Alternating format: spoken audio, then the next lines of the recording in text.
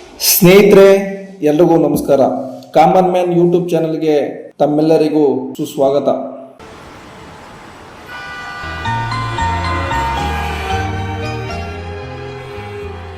ನಾನು ಇವತ್ತು ಹೊರಟಿರೋದು ಶ್ರೀ ಕ್ಷೇತ್ರ ದುರ್ಗಸ್ಥಳಕ್ಕೆ.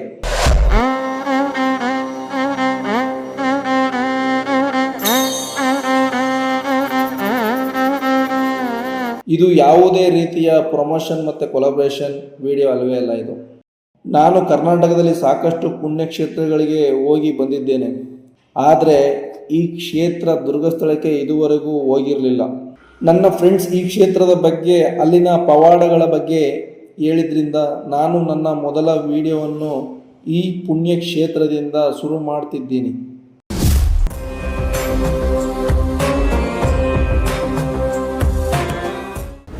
ಕಾಮನ್ ಮ್ಯಾನ್ ಅಂತ ಒಂದು ಯೂಟ್ಯೂಬ್ ಚಾನೆಲ್ ಓಪನ್ ಮಾಡ್ಕೊಂಡಿರ್ತಾರೆ. ಕಾಮನ್ ಮ್ಯಾನ್ ಅಂತ ಈ ಹುಡುಗರು ಸಾಕಷ್ಟು ಹೆಸರು ಮಾಡ್ಲಿ, ಈಗ ಹೊಟ್ಟೆ ತುಂಬ ಅನ್ನ ಸಿಗ್ಲಿ, ಮಾಡ್ತಾರೆ ಕೆಲಸದಲ್ಲಿ ಸೇರ್ ಸಿಗ್ಲಿ, ಮತ್ತೆ ನಮ್ಮಂತ ಬಡಪಾಯಿಗಳಿಗೆ ಯೂಟ್ಯೂಬ್ ಮಾಡಿ ಮಾಡಿ ಎಷ್ಟೋ ಕ್ಷೇತ್ರಗಳನ್ನ ಬೆಳೆಸ್ತಿದ್ದಾರೆ. ಒಂದ್ಸರಿ ಇವರಿಗೆ ಮನಸ್ಫೂರ್ತಿ ಒಳ್ಳೇದಾಗ್ಲಿ ಅಂತ ಒಂದ್ಸರಿ ನಂಬಿಡೋಣ. ನೀವು ಸಾಮಾನ್ಯವಾಗಿ ನನ್ನ ಹತ್ರ ನಮ್ಮ ದೇವಸ್ಥಾನ ಹೇಳೋದಂತಾರೆ, ಯಾರೋ ಗೊತ್ತಿಲ್ಲ, ಪುಣ್ಣಪ್ಪ ಅಲ್ಲಿ ಪಾದ ಬೆಳಗ್ತಾವನೆ. ಇದು ಈ ಪುಣ್ಯಕ್ಷೇತ್ರ ಏನಂದ್ರೆ 5 ಅಡಿಗೆ ನೀರು, 8 ಅಡಿಗೆ ವಿಗ್ರಹ ಮೂರ್ತಿತರ ಮಕ್ಕಳು. ಸಾಕಷ್ಟು ಜನ ಕೈ ಬಂದವೆ ಕಾಲ್ ಬಂದವೆ ಬಂದಿರ್ತಾರೆ. ಇಲ್ಲಿ ಪವಾಡ ಏನಂದ್ರೆ ನಂಬಿಕೆ, ಎರಡನೇದು ತೀರ್ಥ, ಮೂರು ನಿಮ್ ಮನೆ ಬಾಗ್ಲಾಗೆ ಗಡಿಯಾಟಂಗ್ ಟಿವಿ ಇಟ್ಟಂಗೆ ಫೋಟೋ ಅಷ್ಟೇ. ನಂಬಿಕೆ ಮೈ ಮೇಲೆ ಅಂತರ. ಇನ್ನ 9 ಸರಿ ಬರ್ಬೇಕಾ, 10 ಸರಿ ಬರ್ಬೇಕಾ, ಮರಿ ಕಡಿಬೇಕಾ, ಮಟನ್ ಕಡಿಬೇಕಾ, ಚಿಕನ್ ಕಡಿಬೇಕಾ, ಅದೆಲ್ಲ ಹುಚ್ಚು ಭ್ರಮೆ ನನ್ನ ದೇವಸ್ಥಾನಕ್ಕಿಲ್ಲ. ನಂಬಿಕೆ ಇದ್ರೆ ಬನ್ನಿ, ನಂಬಿಕೆ ಇಲ್ಲ ಮನೆಗಿರಿ. ಎಷ್ಟೋ ಬಡಪಾಯಿಗಳು ಬರಕ್ ಆಗಲ್ಲ, ಅಲ್ಲೇ ಬೇಡ್ಕೊಳ್ಳಿ, ದೇವರು ಹೆಚ್ಚು ಆಯಸಾರ ಕೊಡುತ್ತೆ. ಇನ್ನೊಂದು ವಿಶೇಷ ಏನಂದ್ರೆ, ಈ ಸಾಮಾನ್ಯವಾಗಿ ಒಬ್ಬ ವೀಲ್ ಚೇರ್ ಬರ್ತಾನೆ, ಅವನಿಗೆ ಕಾಲ್ ಬರುತ್ತೆ, ಆ ಪುಣ್ಯಪ್ಪ ಅವನು ಶಿವಣ್ಣ, ಅವನು ಇಲ್ಲಿ ದೇವಸ್ಥಾನ ಶುರು ಮಾಡ್ಕೊಂತಾನೆ. ಕರ್ನೂಲ್ ಆಂಧ್ರದೊಬ್ಬ ಕಣ್ಣು ಬರುತ್ತೆ ಅಂತ. ಇನ್ನ ನನಗೆ ಮಂಚ ಮಾಡ್ಕೊಟ್ಟು ಪುಣ್ಯಾತ್ಮವನು, ನನಗೆ ಕಾರ್ಪೆಂಟ್ರು ಬಾಯ್ಕೊಂಡ ಅಲ್ಲಿಂದ ಹುಷಾರ ಬಂದಿರ್ತಾರೆ. ಇವರು ಇನ್ನ ಉಳ್ಕೊಳ್ಳೋದೇ ಇಲ್ಲ ಅಂತ ಇವರು ಇವನು ಉಳ್ಕೊಂಡಿದ್ರು. ಇಲ್ಲಿ ಜಾತೀಯತೆ ಇಲ್ಲ, ಎಲ್ಲವರ ಜಾತಿ ಮಿಕ್ಸ್ ಇದೀವಿ. ಸಂಘ ಹೆಂಗಿದೆ ಅಂದ್ರೆ ಜಾತಿಗಿಂತ ಪ್ರೀತಿ ಮಾಡೋಣ ಅಂತ ನನ್ನ ಸಂಘ. ತಮ್ಮಂದ್ರೆ ಇವತ್ತು ಬಂದಿದ್ದೀರಾ ನಿಮ್ಮ ಜೀವನ ಚರಂಡಿಯಲ್ಲಿ. ಇನ್ನು ನೋಡಿರ್ತೀರಿ, ಸಾಮಾನ್ಯವಾಗಿ ಇವನಿಗೆ ಕಣ್ಣು ಬರಲ್ಲ ಅಂತ ಹೇಳಿ ಬಂದಿರ್ತಾನೆ. ಇವನೇ ವೆಲ್ಡರು, ಚಿಂತಾಮಣಿ ಬಂದಿರ್ತಾನೆ, ಅವನಿಗೆ ಕಣ್ಣು ಬಂದಿರುತ್ತೆ. ಒಂದ್ಸರಿ ಈ ಹುಡುಗ ಇನ್ನು ಶ್ರೇಯಸ್ ಬರ್ಲಿ, ಮತ್ತೆ ಈ ಹುಡುಗ ನಮ್ಮ ಕೆಲಸಕಾರಿ ಒಳ್ಳೇದಾಗ್ಲಿ ಅಂತ ಒಂದ್ಸರಿ ಜೋರಾಗಿ ಹೇಳ್ಬಿಡಿ. ಒಳ್ಳೆ ಶ್ರೀ ಕ್ಷೇತ್ರ ದುರ್ಗಾ ಸ್ಥಳ ಅಂತ, ಸರಸ್ವತಿಪುರ ಪೋಸ್ಟ್, ಕಡೂರು ತಾಲೂಕು, ಚಿಕ್ಕಮಗಳೂರು ಜಿಲ್ಲೆ. ಕಡೂರಿಂದ ಆಟೋ ನೀವು ಅರ್ಜೆಂಟ್ ಮಾಡ್ಕೊಂಡ್ರೆ 200 ರೂಪಾಯಿ ಬಾಡಿಗೆ. ಸೀಟ್ ತಗೋಕಾದ್ರೆ ನನ್ನ ತಮ್ಮಂದ್ರಲ್ಲ 50 ರೂಪಾಯಿ ಕರ್ಕೊಂಬರ್ತಾರೆ. ಇಲ್ಲಿ ಬಂದು ಆಟೋದ ಮೇಲೆ ಕಂಪ್ಲೇಂಟ್ ಮಾಡ್ಬಿಡಿ, ಆಟೋ ನಿಮ್ಮ ಮೇಲೆ ಕಂಪ್ಲೇಂಟ್ ಮಾಡ್ಬಿಡಿ. ಹಂಗೆ ಬಂದೋಗಿ 9 ಗಂಟೆಯಿಂದ ನಿತ್ಯ 6 ಗಂಟೆಗೆ ಸೇವೆ ನಡೀತಾ ಇರುತ್ತೆ. ಬಾಗ್ಲ ಹಾಕಲ್ಲ, ನಿಧಾನಕ್ಕೆ ಬನ್ನಿ. ಒಂದ್ಸರಿ ಜೋರಾಗಿ ಒಂದ್ಸರಿ ತಮ್ಮಂದ್ರು ಜೀವನ ಜನರಲ್ಲಿ ಅಂತೇಳಿ. ನಿಮ್ ಯೂಟ್ಯೂಬ್ ಚಾನಲ್ ಚೆನ್ನಾಗಿ ಬೆಳಿಲಿ. ಶಿವಣ್ಣ ಕಾಮನ್ ಮ್ಯಾನ್ ಅಂತೆ. ಆಮೇಲೆ ಇನ್ನೂ 106 ಕ್ಷೇತ್ರಗಳಿದಾವೆ ನಮ್ಮ ದೇಶದಲ್ಲಿ. ಅಂತಂತ ಕ್ಷೇತ್ರಗಳು ಬೆಳೀಲಿ ನಿಮ್ಮ ದಯದಿಂದ. ನಿಮಗೂ ಹೆಚ್ಚು ಆಯಸಾರ ಕೊಡ್ಲಿ, ನಿಮ್ಮ ಅಪ್ಪ ಅಮ್ಮ ಇನ್ನೂ ಆರೋಗ್ಯವಾಗಿರ್ಲಿ ಅಂತ ತೋರ್ಸ್ಕೊಟ್ಟಿದ್ದೆ. ಹಿಂಗೊಂದ್ಸರಿ ಬಂದ್ಬಿಡ್ತೀರಂತೆ. ಸಮಯ ಬಹಳ ಸಂತೋಷ. ಹಾಯ್, ಎಲ್ರಿಗೂ ನಮಸ್ಕಾರ. ನನ್ನ ಹೆಸರು ಬಂದ್ಬಿಟ್ಟು ಶಿವಣ್ಣ ಅಂತ ಅಂದ್ಬಿಟ್ಟು. ನಾನು ಬಿಸ್ನೆಸ್ ಮಾಡ್ತಾ ಇದ್ದೀನಿ, tours and travels, clutch and go private limited ಅಂದ್ಬಿಟ್ಟು ಒಂದು ಕಂಪ್ನಿ ಮಾಡಿದ್ದೀನಿ, ಟ್ರಾವೆಲ್ ಏಜೆನ್ಸಿ ನಮ್ದು. ನಾನು ನಮ್ಮ ಸ್ನೇಹಿತರು ಬಂದ್ಬಿಟ್ಟು ಹೇಳಿದ್ರು, ಇಲ್ಲಿ ಬನ್ನಿ, ಒಂದು ಒಳ್ಳೇದಾಗತ್ತೆ, ಚೆನ್ನಾಗಿರುತ್ತೆ ಅಂತ. ಅದಕ್ಕೆ ನಾನು ಬಂದೆ. ಮತ್ತೆ ಹೊಸ ಬಿಸ್ನೆಸ್ ಸ್ಟಾರ್ಟಪ್ ಎಲ್ಲ ಮಾಡ್ತಾ ಇದ್ದೀನಿ. ಕೆಲವೊಂದು ಬಿಸ್ನೆಸ್ ಐಡಿಯಾಗಳು ಮತ್ತೆ ಫೈನಾನ್ಸು, ಸ್ಟಾಕ್ ಮಾರ್ಕೆಟು, ಇದ್ರ ಬಗ್ಗೆ ಎಲ್ಲ ನನಗೆ ಅಲ್ಪ ಸ್ವಲ್ಪ ನಾಲೆಡ್ಜ್ ಇದೆ.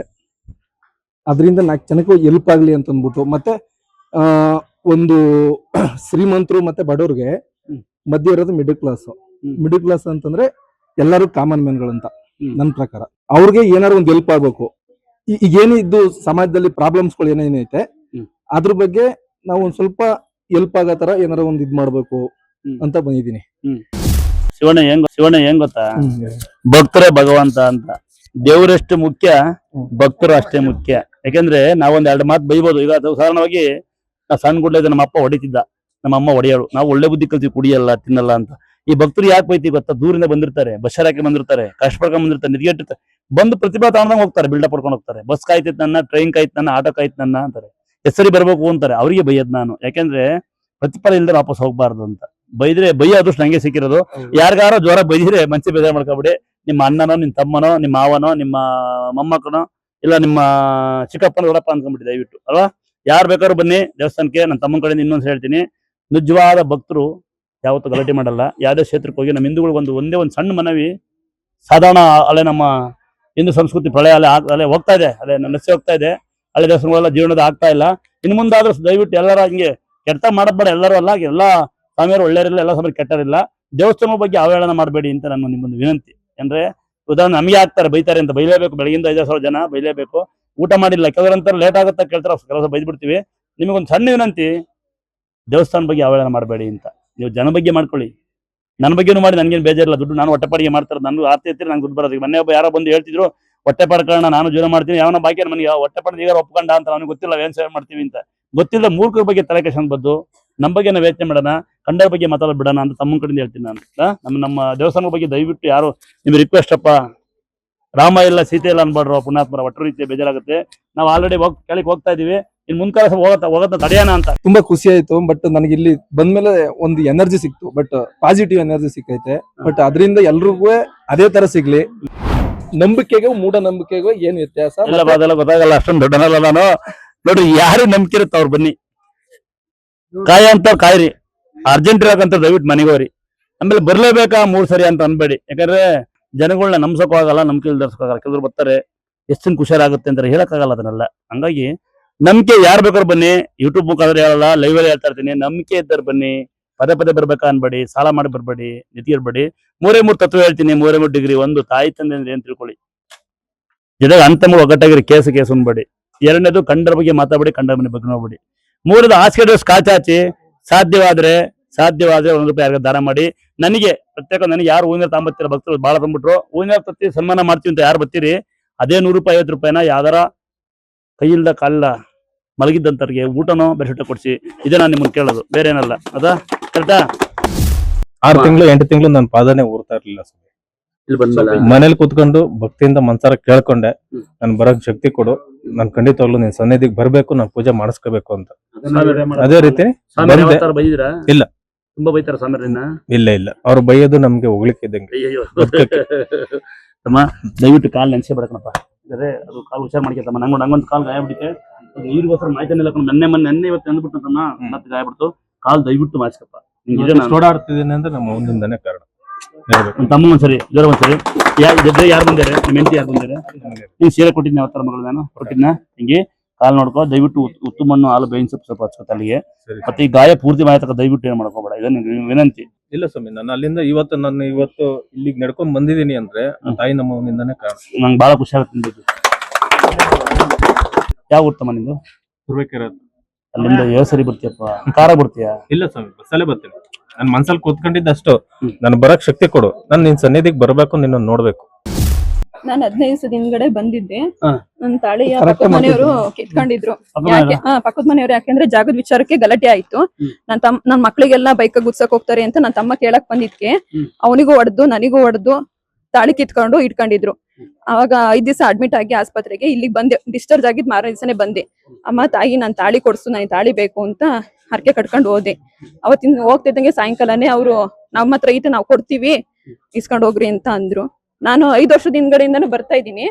ನಮ್ ತಾಯರಿಗೆ ನಾವು ಚಿಕ್ಕಪ್ಪರು ಮೋಸ ಮಾಡಿದ್ರು. ಜಮೀನ್ 5 ಎಕರೆ ಜಮೀನು ಅವರೇ ಇಟ್ಕೊಂಡಿದ್ರು. ಇವ್ರು ಕಷ್ಟಪಟ್ಟಿ ಬೆಳೆದವ್ರವ್ರು. ತಾಯಿ ಅವ್ರಿಗೆ ಏನಾರು ಒಂಚೂರು ನ್ಯಾಯ ಒದಗಿಸವ ತಾಯಿ ಅಂತೇಳಿ ಅವ್ರ ಪರವಾಗಿ ನಾನ್ ಬೇಡ್ಕೊಂಡಿದ್ದೆ. ಆ ತಾಯಿ ಅವ್ರಿಗೆ ನ್ಯಾಯ ಒದಗಿಸಿದ್ಲು, ಸ್ವಲ್ಪನಾದ್ರ ಮಟ್ಟಿಗೆ ನ್ಯಾಯ ಒದಗಿಸಿದ್ಲು. ಅವಾಗಿಂದ ನಾನು ಇಲ್ಲಿ ಬರ್ತಿದ್ದೆ. ಯಾವ ಊರು ನಿಮ್ದು? ನಮ್ ತರೀಕೆರೆ. ತಂಗಿ ಒಂದು ಒಳ್ಳೆದಾಲಿ. ಯಾರು ಮನೆ ಹೆಣ್ಮಕ್ಳು ತಾಳಿ ಕೇಳ್ಬೇಡ್ರಪ್ಪ ದಯವಿಟ್ಟು. 11 ದಿವಸಕ್ಕೆ ಕೊಟ್ಟಿದ್ದವ್ರ ತಾಳಿ. ಯಾರು ಹೆಣ್ಮಕ್ಳು ತಾಳಿ ಕೇಳ್ಬೇಡಿ. ಇನ್ನು ಚರಿತ್ರೆಗಳು ಹೋಗ್ತಾರ. ಅಲ್ಲಿ ಒಮ್ಮ ಹೋಗ್ತಾ ಇದೆ, ಅವ್ರ ಆಪರೇಷನ್ ಆಗಿ ಐಸಿಲ್ ಮಂಗ್ಸಿ ಬದುಕಲ್ಲ ಅಂದ್ರೆ ಒಂಬಂದ್ ಕಸ ಹೊಡೆದ ಮಗನ್ ಬಚ್ಕೊಂಡಿತಿ. ಇನ್ನು ಅವ್ರು ಹೊಸ ಬಿಡಿದಾಳೆ, ಯಜಮಾನರು ಕುಡಿಯೋದೇ ಬಿಡಿ, ಬಂದು ಕಸ ಹೊಡೆದು ಕುಡಿಯೋ ಬಿಡಿ. ಚರಿತ್ರೆಗಳು ಬಹಳ ಕೇಳಕ್ ಚಂದ. ಸುಮ್ಮನೆ ಏನೇನೋ ಹೇಳ್ಬೇಡಿ. ಅಲ್ಲೋ ಬಂದು ಇಲ್ಲೋ ಬಂದು ಏನ್ಬೇಡಿ, ಇದೇ ಫಸ್ಟ್ ಬಂದು ಏನ್ಬೇಡಿ. ಯಾರು ಸನ್ಮಾನ ಮಾಡಲ್ಲ.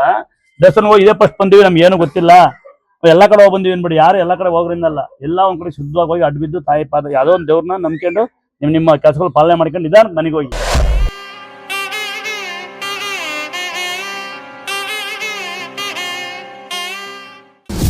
ಭಕ್ತಾದಿಗಳು ಏನ್ ಹೇಳ್ತಾರಂತ ಕೇಳೋಣ ಬನ್ನಿ.